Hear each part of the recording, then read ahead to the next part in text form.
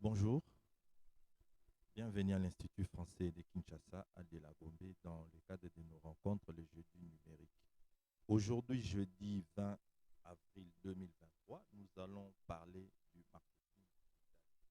Nous allons voir comment est-ce que le marketing digital peut-il contribuer au développement d'une entreprise. Pour aujourd'hui, nous avons invité, il vient souvent intervenir ici, c'est Patrick Kabamba. Il va nous parler un peu comment est-ce que le marketing digital peut-il développer la croissance d'une entreprise. Patrick, vous avez la parole. Ok, bonjour à tous. Merci pour la présence d'un chacun. Et alors, on va se lancer. Comme il est inscrit là, c'est comment le marketing digital peut-il contribuer à développer ou au développement d'une entreprise. Bon, c'est simple et intéressant. Donc déjà, d'entrée de jeu, on a deux mots-clés sur lesquels on va tabler. Déjà, quand vous voyez la problématique, on a le marketing ou le marketing digital et aussi le mot entreprise. Et on va évoluer d'abord à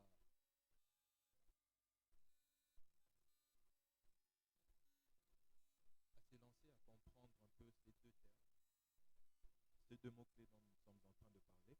Je viens de parler du marketing et aussi de l'entreprise.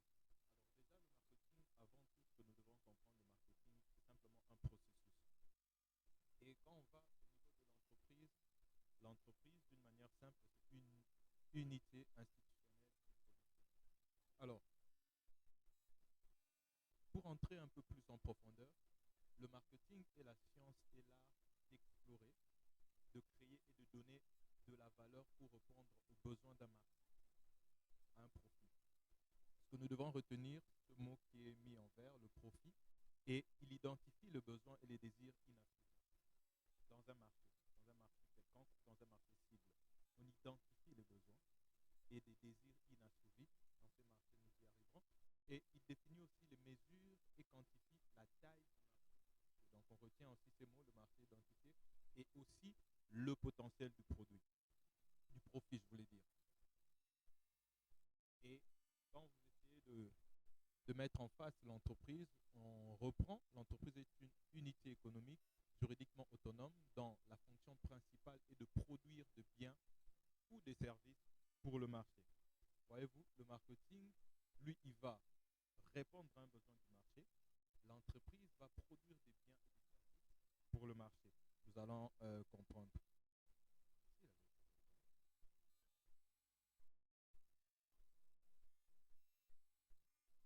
Alors, le marketing regroupe donc, on va se focaliser sur le marketing, et puis on va essayer de faire un peu, de coller ensemble avec l'entreprise pour comprendre réellement comment est-ce que le marketing digital vient influencer pour le développement d'une entreprise. Alors, le marketing regroupe un ensemble de méthodes qui visent à faire connaître son affaire auprès d'une audience bien définie et faire connaître son projet auprès d'une audience, ça impute au fait. L'objectif, c'est d'inciter cette audience à faire une action. C'est ça le but final, au fait, du marketing. D'une manière générale, c'est ça. Un ensemble de méthodes, un ensemble de méthodes visant à faire connaître son projet auprès d'une audience définie avec l'objectif de l'inciter à faire une action. Donc, même si on quitte le cadre scientifique, on va sur le cadre un peu populiste, dans le cadre, excusez-moi, un peu plus simple de la rue, tout cet ensemble de méthodes que l'on développe pour faire connaître son projet ou son affaire auprès d'une audience définie pour l'objectif d'inciter à une action, c'est déjà du marketing. Même les chailleurs que vous voyez sur la rue là, qui vient avec toutes ces méthodes là qui développent, son but en fait c'est vous inciter à faire une action, à faire l'achat. Il utilise déjà une sorte de marketing qui peut être un marketing de rue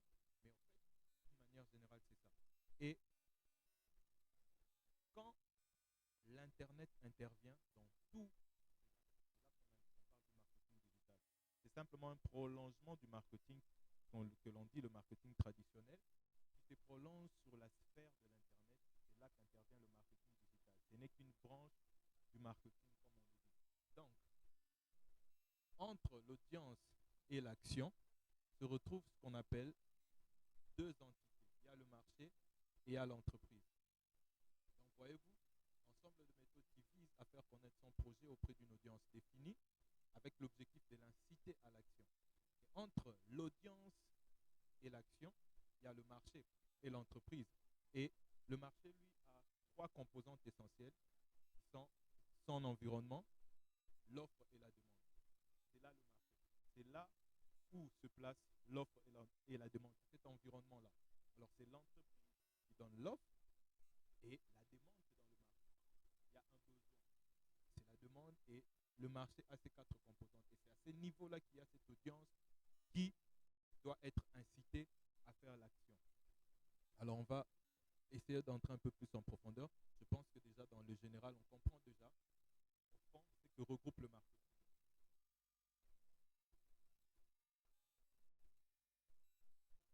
Alors, l'entreprise, au fond, qu'est-ce qu'il fait? L'entreprise produit des biens et services pour le marché, comme on vient de le dire. Il est là. Il produit de biens et services pour le marché. Et dans le marché, on a retenu ces trois composantes où nous avons l'offre, c'est un environnement où nous avons l'offre, où se place l'offre et la demande. Alors, qu'est-ce qui se passe à ces niveaux? L'entreprise, pour arriver à faire que ces produits ou ces services atteignent réellement une cible bien définie, atteignent le marché, l'entreprise fait recours à ce qu'on appelle le marketing, comme on le dit. Et le marketing, lui, vient répondre au fait aux besoins du marché. Pour que l'entreprise atteigne ce marché avec ses biens et services qu'il produit, parce que la finalité, c'est que ces produits soient vendus et qu'il y ait un profit, il fait recours au marketing. Le marketing, lui, son étude, c'est venir répondre au fait aux besoins du marché cible. Et quand il répond, il vient aussi identifier les besoins et les désirs inassouvis, comme on le disait, et il vient quantifier la taille du marché identifié et le potentiel de profit. Parce que vous comprendrez qu'ici, l'important, c'est quoi? L'entreprise, c'est lui qui a l'offre. J'ai un produit, j'ai un service. Je suis une entité, je suis un particulier, je suis une entreprise. C'est moi qui donne l'offre. Mais l'offre doit répondre à un besoin. Parce que dans le marché, il faut aussi cibler quel marché ou quel est l'environnement, vers qui mon offre ou vers qui mes services ou mes produits sont destinés. L'erreur, c'est de souvent croire qu'il faut donner à tout le monde. Non, il faut spécifier cela. C'est lui qui a l'offre. Et la demande, en fait, dans le marché, il y a un problème et il y a aussi un besoin. Ce qui fait, en fait, la demande. Qu'est-ce que vous offrez? Vous l'offrez par rapport à quel besoin sur le marché? Et c'est là que vous avez ciblé un marché, vous avez ciblé un point où vous pouvez donner votre offre. Et c'est ça, l'entreprise offre. Et il vient offrir par rapport à la demande qu'il y a sur le marché. Et c'est là qu'intervient maintenant le marketing, parce que lui, ce qu'il vient faire à ces niveaux, il vient faire que l'offre réponde ou soit adaptée au marché pour faire du profit. Comme on l'a dit, le marketing, la finalité, c'est l'action. L'offre que donne l'entreprise par rapport à un marché cible pour arriver à faire que cette offre soit réellement adaptée et répondre au marché pour faire du profit, l'entreprise fait recours au marketing. Alors vous voyez comment ces deux entités fonctionnent. C'est pourquoi le marketing, c'est un département qui fait partie de l'entreprise et qui réfléchit sur comment notre offre doit atteindre le marché, comment notre offre doit être vendue, tous nos services et tout cela. Donc, vous comprenez un peu ce système. Je ne vais pas entrer vraiment réellement en profondeur, mais je vais vraiment d'une manière assez simple pour que cela passe. Et maintenant, on va essayer de voir, en fait, pour arriver à comprendre réellement comment on peut dire que le marketing digital peut contribuer à développer une entreprise. Il faudra d'abord revenir à la genèse, revenir d'abord comment est-ce qu'on est arrivé au digital. On vient du marketing traditionnel, alors on va essayer de mettre ces deux choses en face pour comprendre réellement. on est dans ces premiers environnements. Dans le marketing traditionnel, vous allez comprendre qu'en fait, l'homme est resté le même, l'homme n'a pas changé, mais c'est son environnement qui change. On est dans le marketing traditionnel, le marketing 1.0. Dans cet environnement, on avait la télévision. L'homme était confronté à ça. La télévision, on avait les journaux, on avait la radio et le consommateur. Et vous remarquez que là, la communication était unilatérale. Le consommateur ne réagissait pas avec la télévision. Le message, c'est une publicité qui passe à la télé, c'est directement dirigé vers le consommateur et les consommateurs ne réagissent pas directement. Le consommateur, le journal même, la radio même. Et ce qui emmenait le consommateur à se déplacer vers les compagnies, vers les centres-villes. On allait vers les entreprises, on allait vers les banques, on allait acheter. Ça, c'est l'environnement du marketing traditionnel. Pour communiquer, les entreprises avaient besoin de la télévision. C'était même le canal par excellence. Les journaux, la radio, les panneaux publicitaires. Et c'était une communication unilatérale, unidirectionnelle. C'est les entreprises vers là-bas. C'est comme ça, vous verrez qu'on va faire la différence entre ces deux marketing, vous comprendrez. On migre maintenant, on va vers un deuxième environnement. Et dans ce deuxième environnement, qu'est-ce qu'on a? On a le smartphone qui s'ajoute. Dans le smartphone, vous avez des tablettes, vous avez aussi des ordinateurs. On a l'Internet qui s'ajoute. On a le consommateur. Mais dans les médias traditionnels, ils sont toujours là. La télé, les journaux, aujourd'hui, on en a toujours. Mais à cela, c'est ajouté ces trois choses. Et là, maintenant, vous remarquez que la communication n'est pas unilatérale. Le consommateur utilise maintenant les médias sociaux. Et vous verrez que sur Internet, il y a une communication bidirectionnelle. En même temps, l'entreprise et en même temps aussi les consommateurs. Aujourd'hui, une entreprise peut même faire une publicité sur les réseaux sociaux et les consommateurs peuvent réagir directement avec l'entreprise, ce qui n'était pas le cas avec la télé ou avec la radio. Vous pouvez faire une publication et automatiquement sur le réseau social, il y a cette interaction. Aujourd'hui, avec l'hyperconnectivité, il y a une interaction et c'est qui a un peu changé l'environnement. Donc, comprenez qu'on quitte un premier environnement vers un autre environnement. Le consommateur, il est toujours le même, il ne change pas. Qu'est-ce qui se passe? C'est l'environnement du consommateur qui change. Cet environnement influence automatiquement même le comportement du consommateur ou le comportement utilisateur. Alors, nous devons comprendre que le marketing digital n'est rien d'autre, comme je le disais, le prolongement naturel du marketing traditionnel et qu'il implique une évolution vers des nouvelles techniques propres aux médias digitaux ou numériques. Il est donc important pour tout marketeur, ou même si vous n'êtes pas marketeur, mais vous vous lancez dans ce domaine, de pouvoir à la fois maîtriser les fondamentaux toujours valides du marketing, qui est le marketing traditionnel, mais aussi de toujours prendre en compte toutes ces évolutions.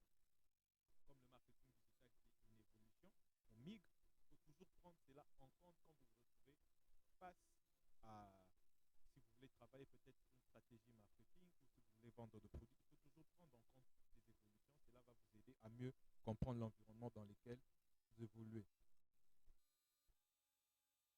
Et on est toujours dans le marketing traditionnel et marketing digital. On va voir cette différence rapidement. Le marketing traditionnel et le marketing digital. À l'époque, comme j'étais en train d'expliquer, les marques avaient le pouvoir d'éditer le loi, les messages contrôlés par eux. Cela veut dire que Coca-Cola fait sa publicité, il envoie à la télé, que ce soit faux ou que ce soit vrai, dicte la loi. Même s'il vous donne un mauvais produit, mais comme il a plus d'argent, il ne peut plus faire de la publicité, on croit en cela parce qu'on est tout le temps bombé avec cette publicité. On voit cela, on croit que le produit est bon. Et si peut-être le produit n'était pas bon, il y avait quelqu'un qui a un produit mieux que lui, mais que lui ne fait pas de pub, alors on ne te voit pas, on voit celui qui est toujours présent. Mais aujourd'hui, avec le marketing digital, tout le monde a le pouvoir. Les consommateurs dictent leur loi et le message est donc détourné par les utilisateurs. Coca-Cola peut faire un influenceur pour venir et dire que non, c'est pas bon. Rappelez-vous, il y a Ronaldo qui l'a fait, il a juste pris une bouteille, il a mis là. Ça fait chuter le chiffre d'affaires de l'entreprise. Donc aujourd'hui, les choses ont changé. C'est maintenant même les utilisateurs qui dictent la loi. Le message est transmis par les annonceurs ou les publicitaires.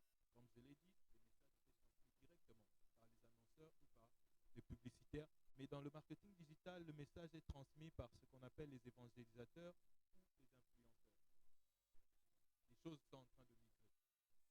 Je le disais tantôt, une diffusion unilatérale du message, alors qu'avec le marketing digital, c'est bidirectionnel et c'est une conversation multipartie. L'entreprise, les utilisateurs, les influenceurs, il y a tout. C'est vraiment une conversation multipartie. Le marketing traditionnel, c'est celui qui dépense le plus, qui a le plus de gains. Je venais de le dire. Coca-Cola, s'il dépense plus, même s'il vous donne un faux produit, comme c'est lui qui dépense plus et il est plus visible parce que là on travaille plus sur la visibilité, on ne te voit pas toi.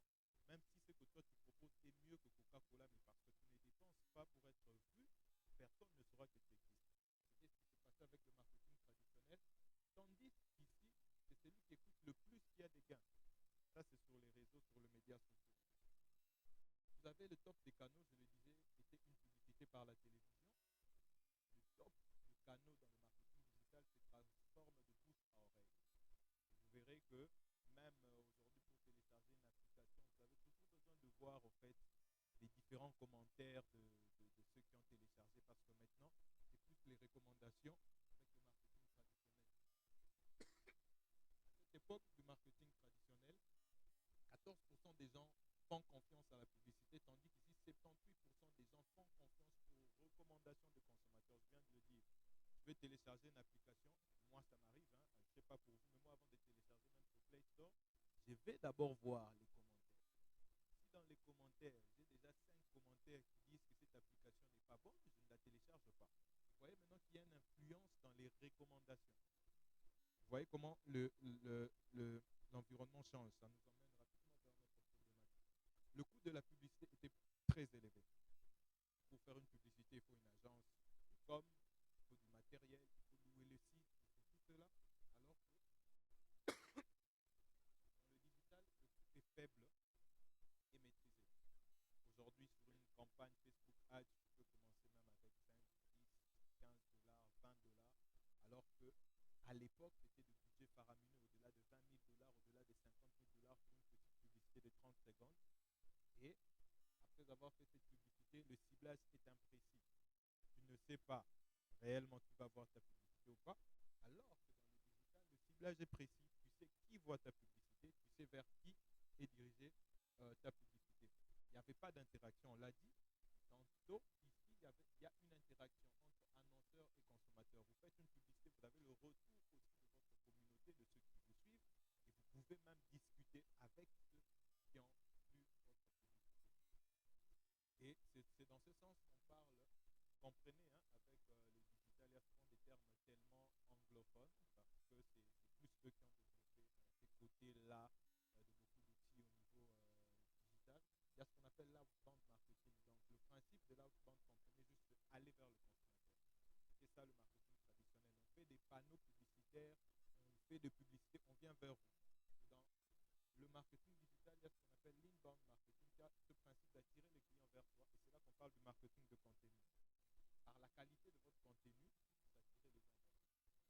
Vous ne venez pas chez les clients. Les clients voient votre contenu et il est attiré vers vous.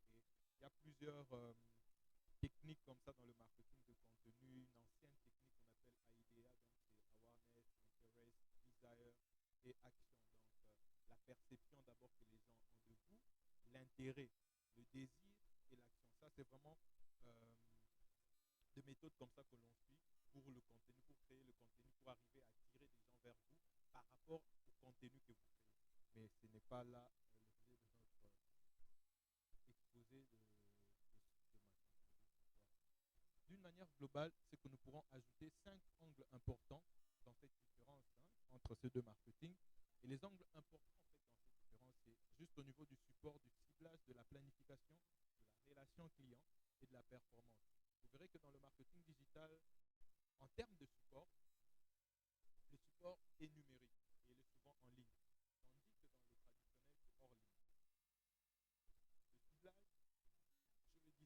personnalisé, alors que dans le traditionnel, il est indifférencié.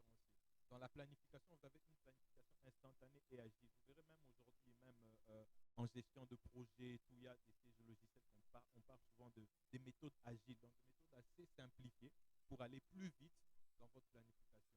Alors que dans le traditionnel, c'était une planification lente et irréversible. Quand tu es envoyé, tu ne peux pas arrêter. Mais une publicité Facebook, tu peux la commencer, tu peux l'arrêter.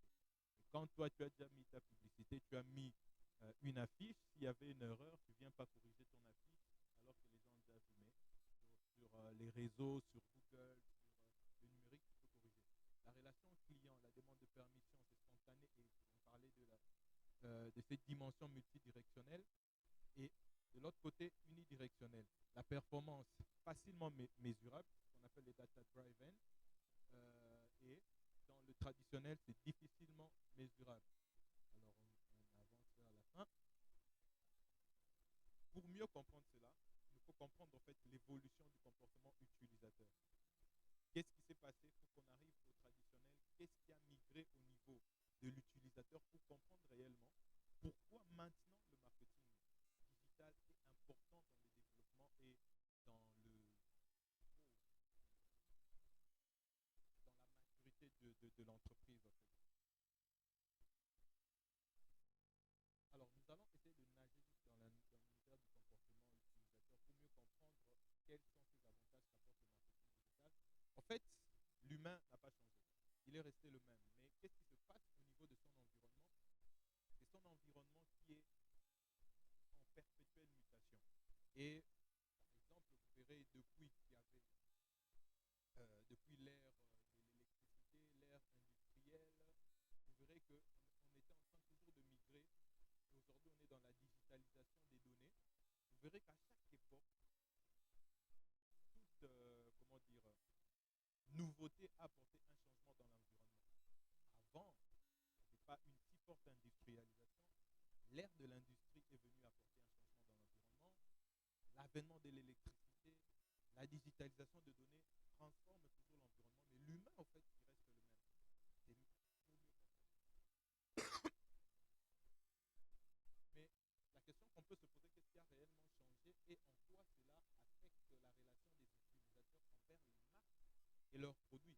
Alors, nous verrons qu'il y a l'avènement, par exemple, des réseaux sociaux. Les utilisateurs aujourd'hui passent plus de temps sur les réseaux sociaux que sur votre site web, par exemple. Les gens passent plus de temps sur Facebook, sur Instagram. Et aujourd'hui, l'algorithme de ces réseaux, c'est ce qu'ils veulent. Ils veulent que vous passiez le plus de temps sur leur plateforme parce que le modèle économique de ces réseaux, aujourd'hui, c'est vendre de la publicité. Alors, pour arriver à vendre tout le temps de la publicité, il faut que les utilisateurs passent le plus de temps sur les réseaux. Alors, nous, en tant qu'utilisateurs, pour le réseau social, nous sommes un produit. Notre temps, c'est leur produit, en fait. Plus nous passons de temps, plus eux peuvent vendre de la publicité. C'est comme ça qu'aujourd'hui, on a tellement migré à ça, l'avènement des réseaux sociaux a amené les gens à se concentrer plus, à passer plus de temps sur les réseaux sociaux. C'est ce qui fait que les avis des autres, des influenceurs, comptent maintenant dans la qualité de la relation du consommateur et de la marque. Et avec l'Internet, il y a maintenant plus de concurrence.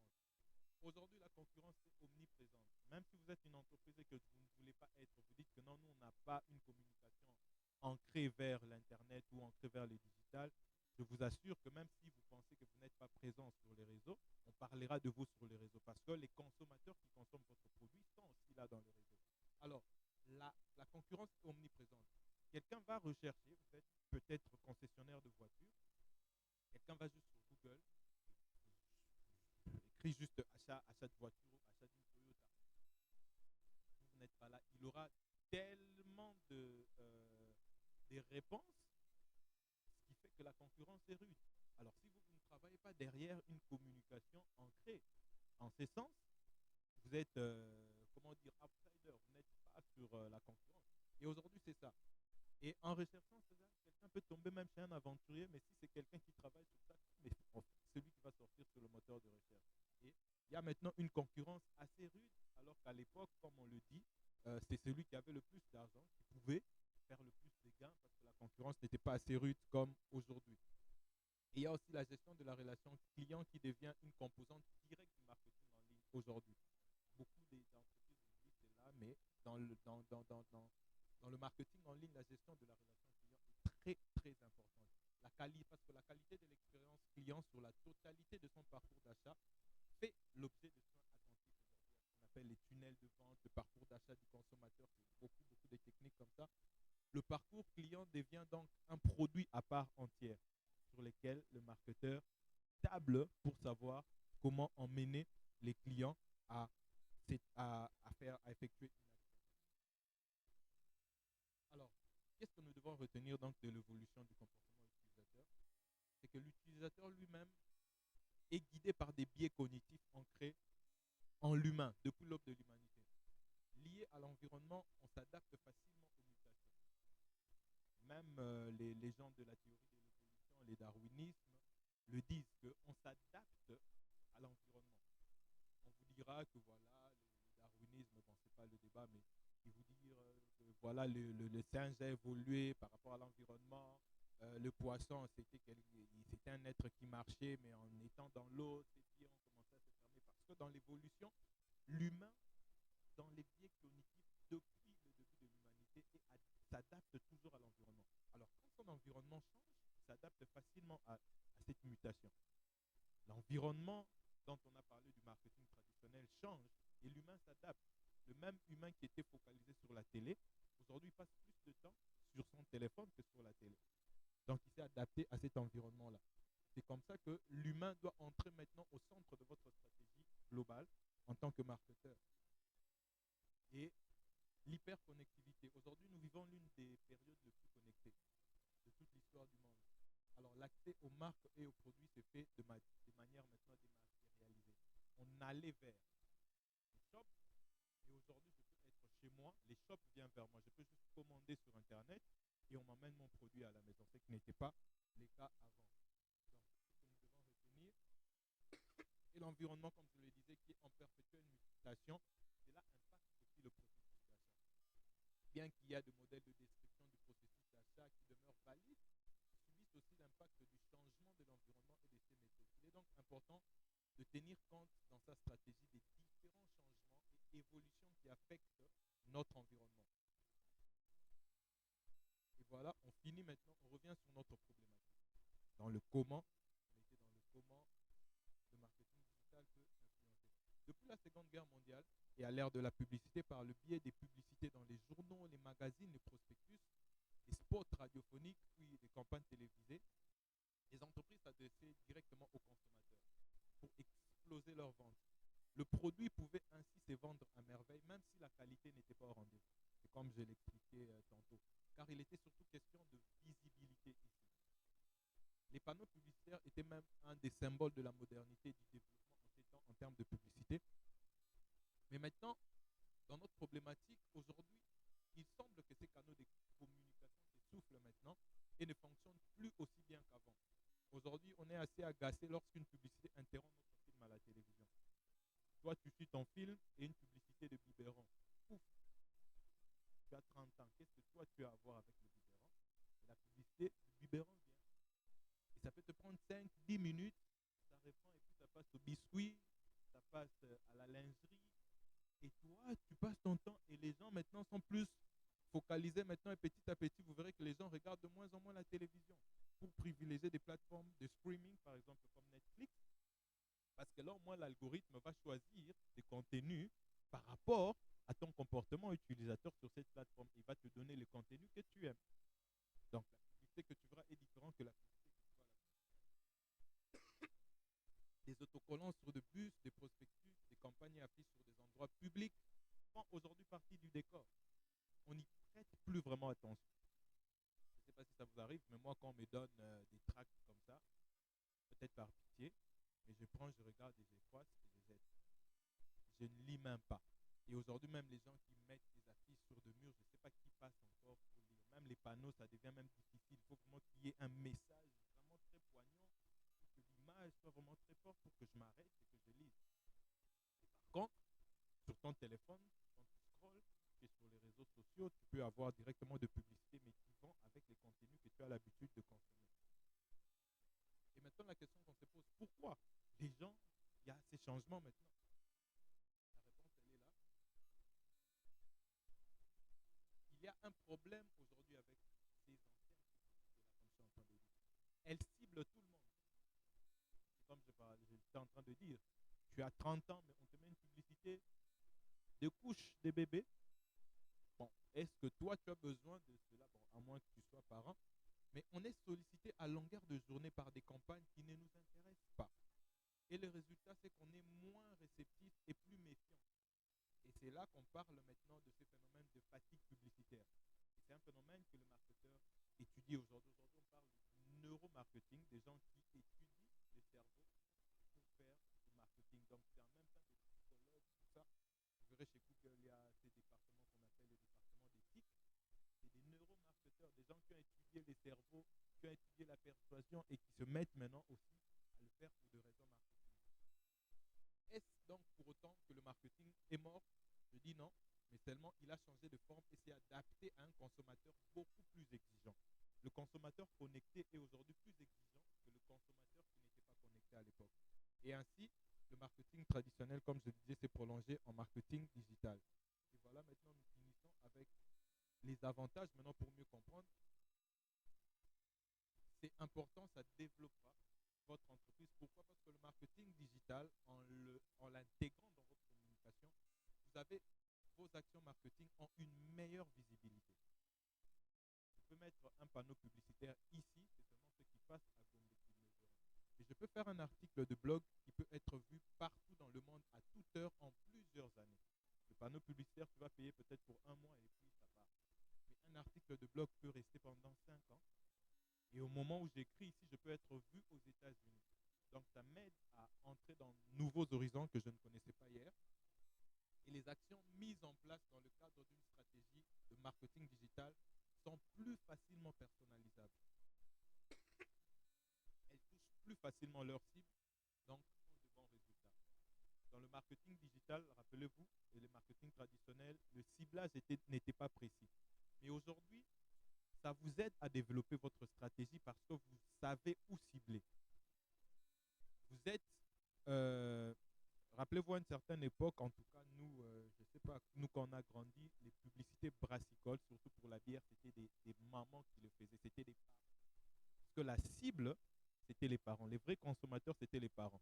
Rappelez-vous, je ne sais pas si vous vous rappelez, Naouti Mumba, les tantos Skoll, tout ça.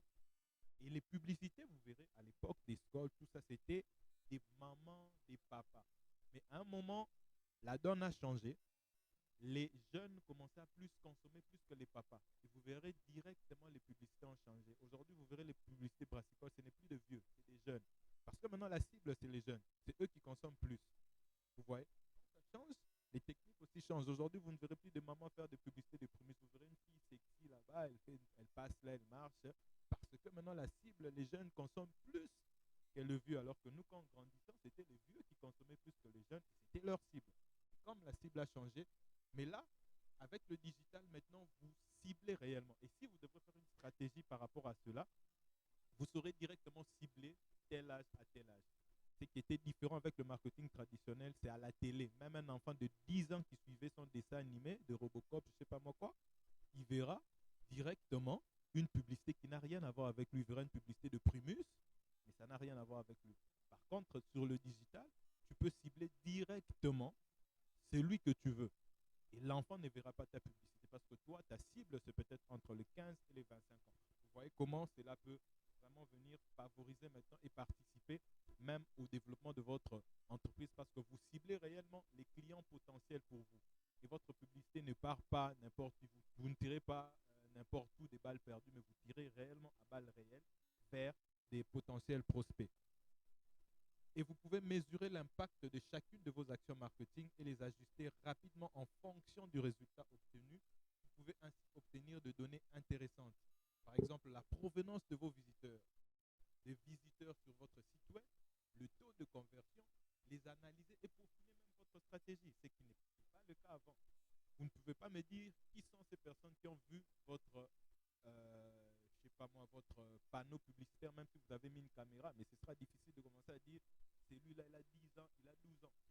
Mais sur le digital, vous savez réellement voir quelle tranche d'âge est passée sur votre site. Et ça vous aide même à peaufiner votre stratégie pour vous dire que voilà, c'est un contenu qui touche plus le jeune et c'est des jeunes de telle aide à continuellement améliorer votre stratégie de contenu.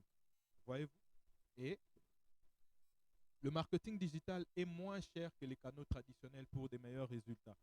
Là où tu devrais faire 50 000 $ pour une publicité, même avec 100, 500, 400 $, tu peux déjà atteindre une grande cible et une cible de qualité. Comme je dis, tu cibles vraiment des prospects et des qualités. Mais par contre, avec 50 000 $, tu ne sais même pas évaluer qui a vu ou qui n'a pas vu. Mais là, tu sais l'évaluer. Et les actions du marketing digital, notamment la création de contenu, permettent de créer le meilleur atout à long terme qui soit. Vous créez une communauté de personnes engagées autour de votre projet et de votre marque. Et vous créez donc une communauté de fans et de followers. Des gens qui peuvent facilement devenir aussi des ambassadeurs parce qu'ils ont goûté votre offre, ils ont goûté vos produits et ils sont satisfaits. C'est là que je parlais de la relation client. Et quand ils sont satisfaits, ces gens deviennent des ambassadeurs pour vous. Ils peuvent porter votre marque et parler de votre marque. On a parlé des évangélisateurs et des influenceurs. Et quand ils portent votre marque, au-delà de votre communication, il y a d'autres gens qui communiquent. Et comme on est au niveau de bouche à oreille et des recommandations des consommateurs, vous gagnez en notoriété et en e-réputation parce qu'on parle de vous. Et vous, dans votre communication, vous êtes en train de gagner encore. Voilà. C'est un peu ça la formation et l'essence de tout succès. Continuons à nous former, continuons à mieux comprendre. On a juste parlé d'une manière un peu générale pour ne pas entrer en profondeur. Et si cela intéresse quelqu'un, c'est toujours intéressant d'aller encore plus en profondeur pour mieux comprendre. Si vous êtes dans une entreprise ou vous êtes vous-même chef d'entreprise ou vous travaillez en termes d'augmenter des ventes dans vos entreprises, essayez vraiment de comprendre aussi comment fonctionne le marketing digital. Vous êtes peut-être simplement marketing traditionnel, mais intégrez cela à votre communication. Je pense que ça vous aidera à mieux développer votre stratégie d'entreprise. J'ai dit et je vous remercie.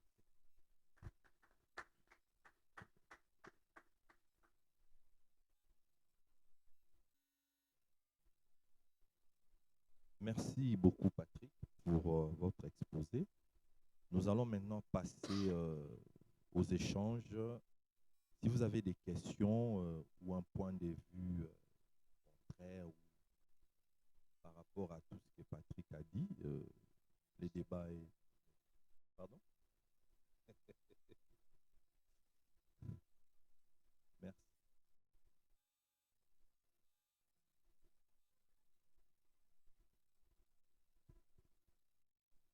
J'ai été trop technique, hein, excusez-moi.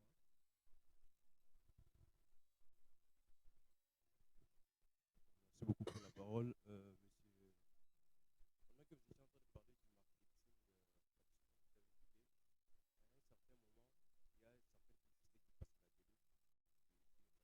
on ne peut pas vraiment s'en passer pour les enfants. Donc, aujourd'hui, on voit aussi, même sur nos smartphones, sur certaines applications comme lors d'un publicité, mais il y a certaines applications où vous allez même télécharger quelque chose et que si entre comme ça, il y a des publicités qui sortent. Donc je ne peux pas faire 10 minutes sans qu'il y ait des publicités qui sortent et il n'y a même pas un bouton où vous pouvez zapper ces publicités-là. Donc il faudra juste attendre ou encore faire zapper l'application tout entière pour recommencer encore la publicité. Donc je pense que c'est la même chose. Je ne veux pas que le marketing digital, comme le marketing traditionnel, il y a toujours ces Ok, je vais te répondre. Il y a une autre question j'ai parlé des réseaux sociaux et j'ai parlé du modèle économique de ces réseaux sociaux. Et j'ai dit que le modèle économique des réseaux sociaux, c'est la publicité. Certaines applications, quand tu la télécharges, elle est gratuite. Mais les concepteurs ou les développeurs de cette application ne vivent pas d'état de gratuité. On n'est pas avec Fachi pour lui donner la gratuité. Il a besoin de vivre. Et c'est dans ce sens que ces applications vivent de ces publicités-là. Mais il existe de bloqueurs de publicité. Deux fois, nous ne nous en rendons pas compte que c'est à cause de notre comportement que nous avons ces genres de publicité. Tu as peut-être des cookies. Quand tu entres dans un site, tu as accepté ces cookies. Ces c'est pas pour rien qu'on te met un cookie. Ça s'appelle même cookies. Et un biscuit, bon, ça, osuka, l'ozolanda, mais après, cari dentaire, oyebite, cari dentaire, yangwan. Il y a deux fois des gens se plaignent d'avoir des contenus qui sont pas de bons contenus, mais c'est simplement parce que tu as eu plusieurs moments à être dans des contenus. Je donne un exemple qui ne parle que de panne. Plus tu fais ça, tout ce que nous faisons sur Internet est enregistré. Et comme je disais, nous devenons des produits pour les annonceurs sur Internet. Qu'est-ce qui se passe? On enregistre tout ton comportement. Tous les contenus que tu vois sur Internet, c'est enregistré. Comme je parle du pan, si tu passes la majorité de ton temps à ne suivre que de contenus qui ne parlent que du pan, et moi je suis un annonceur, je suis Vlisco, je me dis, moi je veux faire une campagne publicitaire. Et quand je fais une campagne publicitaire, je cible un endroit. Je me dis qu'il faut que ça se fasse à Kinshasa. Et dans ma campagne, je dis que tous ceux qui ont 20 à 40 ans qui se retrouvent à Kinshasa doivent voir ma publicité, qu'ils soient hommes, qu'ils soient femmes, tout. Et maintenant, la régie publicitaire Facebook ou Google, ou Bing, ou je ne sais pas moi quoi, va se dire, OK, moi j'ai des gens enregistrés chez moi. Et je dois donner à cet annonceur des gens qualifiés, donc des gens de qualité. Qu'est-ce qu'il va faire? Comme moi, je parle du pan, il va me trouver dans sa base des gens qui aiment le contenu du pan. Et ce qui fait que même si tu n'en veux pas, mais le simple fait que tu as eu l'habitude de suivre des contenus de pan, ça va te donner ce contenu-là. Parce que pour l'annonceur, il s'est dit que tu es un prospect, tu es déjà quelqu'un de nature dans ton comportement, tu aimes le pan. Alors, si on te propose un contenu du pan, ça passe. C'est comme ça que tu verras sur TikTok, sur Instagram, tu peux scroller, mais tu as l'impression de voir les mêmes types de vidéos qui reviennent. Et c'est comme ça, souvent, chez nous, les Congolais, on ne tombe pas sur des bons créateurs de contenu parce qu'on a toujours des gens qui passent. Et quand on entre là, il faut comme landango, et puis lobby, quand on commence à te proposer un contenu à reçoit, mais TikTok, alors que c'est faux. C'est par rapport à ton comportement que tu as des contenus qu'on pense qui pourraient t'intéresser. Et l'algorithme aujourd'hui ne te donne pas des contenus qui ne vont pas t'intéresser. Donc, des fois, c'est que tu as comme publicité, l'algorithme s'est dit que c'est les genres de contenu que tu aimes, donc on doit te donner cela parce que tu es consommateur de ces genres de contenu. Mais par contre, certaines applications, il y a ce qu'on appelle de bloqueurs de publicité. Tu peux bloquer de publicité, tu peux bloquer tes cookies, tu peux limiter cela, tu peux refuser des cookies, même dans les règles de RGPD, je pense, Medel qui est assez fort pour ça. Il y a au fait ces règles-là. Quand tu fais ton site et que tu mets de cookies, tu dois normalement laisser l'utilisateur lui-même choisir accepter ou refuser. Il y a certains sites qu'on te met directement, tu dois seulement autoriser. Ça, c'est pas bon. Mais tu peux bloquer aussi, il y a des applications enfin de bloqueurs de publicité comme ça. Tu n'auras plus de publicité, des applications comme ça, tout. Mais tu dois comprendre déjà, quand tu télécharges une application qui est gratuite, t'inquiète, hein, tu auras toujours de publicité parce que c'est comme ça qu'eux vont vivre. Un jour, même si toi-même tu développes une application, tu vas te retrouver dans ça. Tu verras que quelque part, il faut que moi publicité, mon robot, il faut site peut-être na AdSense, pour qu'il y ait un bando gagner bon. C'est comme ça que tu vois, il y a des gens qui ont des sites, ils ne font même pas beaucoup de ventes, hein, mais simplement parce qu'ils créent beaucoup de trafic par ricochet. Google peut le payer pour ça parce qu'il s'est inscrit dans la régie publicitaire de Google qui rémunère ceux qui font la publicité. Il s'est inscrit comme, je peux dire, il est comme un panneau publicitaire où on vient mettre la publicité. Et plus il y a du trafic, plus les gens viennent voir de publicité sur ton site, Google te paye pour ça. Je ne sais pas si je réponds clairement.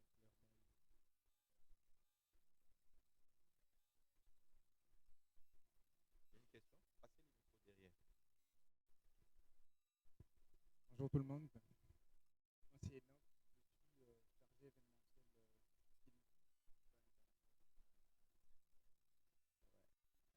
Ouais.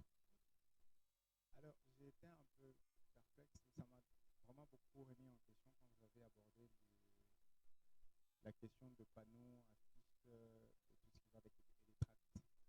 Nous, dans l'événementiel, on se dit peut-être que voilà, pour toucher à cette masse ou une audience bien définie, il faut qu'on ait un panneau, il faut qu'on ait autant de banderoles et tout ça. Mais du moment où vous évoquez, vous dites que voilà, c'est juste pour faire le décor, ça me remet un peu en question. Est-ce que le conseil aujourd'hui ou ce matin serait pour nous qui, dans la plupart du temps, pensons même que voilà, si nous avons un panneau pour notre événement, deux ou trois, quatre panneaux, ça émane même d'une grande crédibilité de l'événement vis-à-vis de partenaires. Et est-ce que devons-nous aujourd'hui investir beaucoup plus dans le digital ou dans les réseaux sociaux que la communication ou la publicité sur les réseaux sociaux, ou plutôt avantager les panneaux et tout ça que les gens ne verront peut-être pas? Ok. Merci, j'aime ta question. J'aimerais préciser un petit détail déjà pour répondre à ta question. J'ai dit que le marketing digital n'est que le prolongement du marketing traditionnel. Peut-être je ne l'ai pas mieux explicité, mais je n'ai pas dit que les méthodes de marketing traditionnelles sont fausses. Comme c'est un prolongement, et la problématique ici, on parlait du marketing digital, comment il peut vous aider à développer, il peut contribuer à développer. C'est pourquoi je me suis plus focalisé à présenter, à faire cet équilibre. Mais en termes de marketing, le marketeur aujourd'hui, et j'ai même dit, pour tout marketeur, il faut comprendre les évolutions. Tu ne pourras pas simplement ne vivre que dans le numérique. Non. Parce que comme tu dis, il y a du social aussi. Vendre des billets comme ça, tu as besoin aussi du social, même s'il y a des gens qui vont acheter en ligne. Pour les événements, tout dépend de vos objectifs commerciaux.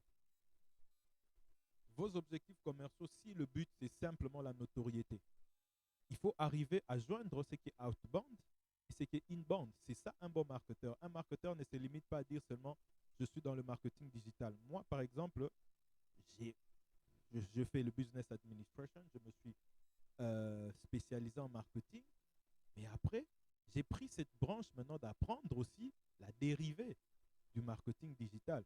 Mais avant d'apprendre le marketing digital, j'ai fait des formations en marketing normal, marketing traditionnel, donc où tu dois faire des stratégies. Je donne un exemple, comment ça s'appelle? SWOT, par exemple, Strength, Weakness, Opportunity, Threat, donc force, faiblesse, opportunité. Ça n'a rien à voir avec le digital directement, mais c'est des techniques que tu emploies en tant que marketeur. Enlever les panneaux, non. Tout dépend de vos objectifs. Et quel est votre objectif? Comme tu dis par rapport à des partenaires, il y a un niveau où on a juste besoin de la visibilité. On n'a pas besoin de vendre. Tu peux utiliser des panneaux parce que mon besoin, c'est juste la visibilité. Alors, mettre des panneaux, c'est travailler sur la visibilité. Mais à un moment, quand mon objectif, c'est de vendre d'abord, il faut évaluer cela. Qu'est-ce que je dépense en termes de... Bon, qu'est-ce que je mets en termes de dépenses? Je vais dépenser plus que les recettes. C'est moi qui perds. Je vais aller pour des panneaux où je vais dépenser. Je donne un exemple, $2000 en panneaux, mais je vends pour $500. Là, je perds. Mais si mon objectif, c'est de vendre, je peux me dire que bon, les panneaux, est-ce que le panneau me font vendre? Non, les panneaux ne me font pas tellement vendre. Qu'est-ce qui peut me faire vendre? Je donne un exemple. C'est une publicité peut-être Facebook où je cible des gens qui sont en même ou qui sont comme des prospects qui peuvent facilement acheter ça. Et je fais cette publicité et des gens achètent. Tu verras que j'ai fait juste $100 en termes de publicité, mais j'ai reçu $1000. Alors, quand tu es marketeur, entre le panneau et entre ça. Donc, tu vois qu'il y a toujours possibilité de faire cet équilibre-là. Mais je ne voulais pas dire qu'en fait, il faut abandonner tout. Parce que c'est faux aussi, je le dis, c'est que je suis en train de mentir. Parce que moi-même, dans ma vie courante, quand je fais ça, je continue à utiliser des panneaux, je continue à utiliser des affiches, mais tout dépend d'un objectif précis. Et c'est comme ça que même quand vous allez dans les campagnes publicitaires, on vous parle des objectifs. Quand tu veux faire, par exemple, une campagne Facebook, Google, tout ça, on te parle d'objectifs. Quel est l'objectif que tu veux faire? Oh, mon objectif, c'est juste la notoriété. Et tu verras aussi des paramètres liés à la notoriété. Mon objectif, c'est vendre un produit. Tu verras des paramètres liés à ça. Donc, revenez toujours à réfléchir par rapport à vos objectifs commerciaux. C'est par rapport à cela que vous saurez établir la stratégie qui va avec. Si cette stratégie vous pousse à rester simplement dans le numérique, faites-le, mais évaluez-vous. Parce que toute stratégie, ce n'est pas parce que j'ai fait telle stratégie que ça a réussi. Non, c'est même comme ça qu'on apprend en fait. Ce n'est pas parce qu'on est marketeur qu'on est des dieux, tout ce qu'on fait réussit. Non, il y a des moments aussi au Betty et Betty Poteau. Vous allez chez Google, Il a même un cimetière qu'il appelle cimetière des projets. Il y a des projets de Google, le grand Google ici qu'on voit, qui n'ont pas réussi. Et ils mettent ça pour dire que on a eu aussi des projets qui n'ont pas réussi. Donc, je ne sais pas si je me fais un peu comprendre. Donc, n'excluez pas une stratégie simplement parce que je dis que c'est le marketing digital qui donne le plus. Non. En tant que marketeur, évaluez toujours quelle est la bonne stratégie qui peut répondre à vos objectifs. Mais aujourd'hui, ce qui est vrai, si vous voulez réellement cibler, ne vous basez pas sur l'outbound, basez-vous sur l'inbound. Je ne sais pas, donc. C'est vraiment beaucoup moins profond, mais je pense que je me fais comprendre. Merci beaucoup. Moi, j'ai une question. Vous avez dit.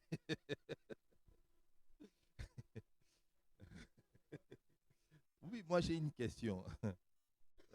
Tout à l'heure, là, vous avez dit le marketing traditionnel coûtait un peu plus cher que le marketing digital. Euh, pour réaliser, par exemple, un produit,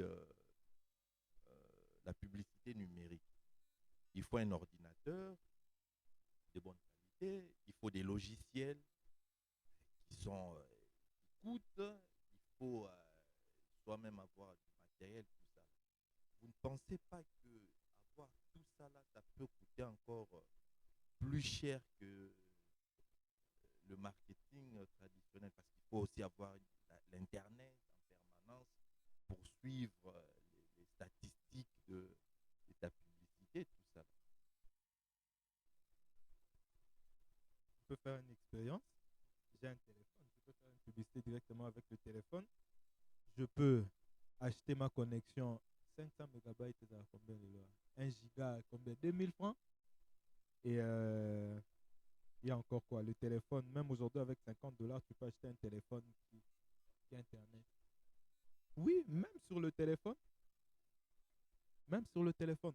Aujourd'hui, c'est bien plus parce que nous voulons être, comment dire,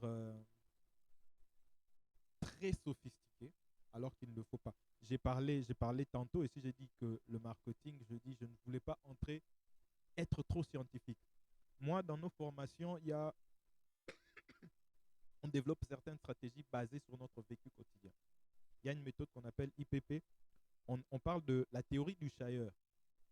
Parce que la finalité, c'est quoi? C'est de te faire une action. Comment un Shire arrive à te vendre une chemise trouée alors que tu n'avais pas envie de l'acheter? Mais il sait comment il te parle. Il sait quand c'est une femme, il sait comment il va draguer la femme pour que la femme puisse acheter. Mais quand c'est un homme, moi par exemple, quand j'arrive en ville, c'est souvent quand j'ai des lunettes, ingénieur ou maestro. Je sais déjà qu'il y a ces deux noms-là. Mais il va te dire des mots qui vont te pousser fin au somba. Deux fois, nous, on veut se compliquer la tâche. On pense que pour faire ça, il faut seulement des ordinateurs, des ceci. Même si on va dans l'ordinateur. Tu sais, à l'époque, moi, je travaillais dans des agences publicitaires. Il y a des publicités qui vous coûtaient au-delà de 50 000 dollars. Parce qu'il faut les acteurs, il faut le site et il faut le matériel. Et ce n'est pas un téléphone, hein, c'est vraiment de matériel cinématographique. Il faut des bus, il y a plusieurs services comme si vous tournez un film. Et pour ça, vous allez dépenser plus de 50 000 dollars, mais vous ne savez pas évaluer le retour en fait sur investissement. Comment vous saurez évaluer dans le temps que voilà, dans les 50 000 dollars qu'on a fait, la publicité qui passe à la télé, beaucoup de gens ont acheté en fonction de la publicité qu'ils ont suivie. Mais par contre, aujourd'hui, tu quittes les 50 000 dollars, c'est vrai qu'on va dépenser. Mais je n'ai pas dit que tu ne vas jamais dépenser. J'ai dit que tu dépenses, mais que tu dépenses moins. Si je suis ta philosophie, je peux dépenser en ordinateur, en achat d'ordinateur, je dépense en achat de crédit, je dépense en achat, parce que maintenant, tu peux même faire une vidéo avec ton téléphone. Tu peux publier avec ton téléphone. Aujourd'hui, tout est simplifié, en fait. Si tu prends tous ces gadgets-là, ça ne t'amène pas même au-delà de 500 dollars. Et maintenant, le choix entre moins de 500 dollars et plus de 50 000 dollars, le choix est clair. Vous voyez? Faire une publicité aujourd'hui, en normal comme ça, comme on est là déjà, il faut payer les acteurs, il faut payer le matos, il faut payer l'agence publicitaire. Il faut faire tout ça. C'est comme ça que vous voyez tout ce que vous voyez des grandes sociétés aujourd'hui. C'est peut-être une publicité de 30 secondes, mais qui a coûté combien? Plus de 50 000 dollars. Aujourd'hui, sur le téléphone, vous parlez d'affiches. Il y a des logiciels ou des outils aujourd'hui où tu peux facilement faire une affiche. Canva, par exemple, tu l'as sur ton téléphone, tu peux faire ton affiche. C'est vrai que tu ne vas pas trop dans le professionnalisme, mais tout dépend, comme je l'ai dit encore, de tes objectifs et de ton business que tu fais. Quand tu commences, je te recommanderais peut-être de toi-même d'apprendre peut-être des logiciels où tu peux facilement ou rapidement créer un petit contenu, mais bien fait, et puis tu publies, mais tu le fais gratuitement. C'est juste, comme j'ai parlé de la formation, apprendre à se former et apprendre maintenant à utiliser des petits gadgets comme ça qui peut t'aider à gagner indirectement sans dépenser plus. Donc, on va toujours dépenser, tu vas dépenser en temps, en termes de logiciel, mais au moins, moi, je préfère dépenser moins que dépenser plus. Si tu me dis aujourd'hui, non, il faut qu'on fasse une grosse publicité, il faut 50 000 dollars, Nathalie, dans l'entreprise, dans Ramoro, na cop moro na allé dans 50 000 dollars, tu me na publicité, mais on allait à 50 000 dollars sans savoir ce qu'il va me donner. Mais si je fais dans mes petits gadgets là, je sais évaluer, voilà, j'ai dépensé 50 dollars pour cette publicité. C'est 9 000 personnes qui m'ont vu, mais en retour, j'ai 10 clients, j'ai 20 clients qui répondent. Et ceux-là, maintenant, je peux leur emmener. Je parlais du tunnel de vente, je ne veux pas entrer dans ces détails-là, mais dans le parcours achat du consommateur, comment je les emmène maintenant à revenir sur le produit avec mes réductions, mes promotions, qui fait qu'en fin de compte, j'ai dépensé 50 dollars, mais en retour, je gagne un des 100 dollars. Nama kopa mukeana. Bientôt, bientôt.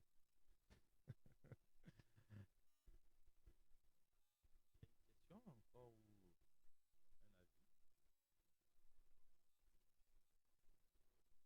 Moi, je dirais ceci par rapport au marketing traditionnel, digital. Je trouve que le marketing digital vient plus privilégier une génération, en fait, par rapport au marketing traditionnel. Pourquoi je dis ça? Parce que avec le marketing traditionnel, tout le monde, à travers les panneaux, comme vous venez de citer là, Chayer, les mamans ou les papas, les gens qui vendent là sur le marché ou partout d'ailleurs peuvent voir votre publicité ou peuvent voir tout ce que vous faites. Mais avec le marketing digital, je trouve que c'est plus une génération, nous les jeunes, en fait, nous les jeunes, parce que ces mamans-là, ils arrivent à peine à utiliser l'Internet ou les numériques. Je trouve que ça privilège plus une génération ou une classe de gens, en fait. Ouais.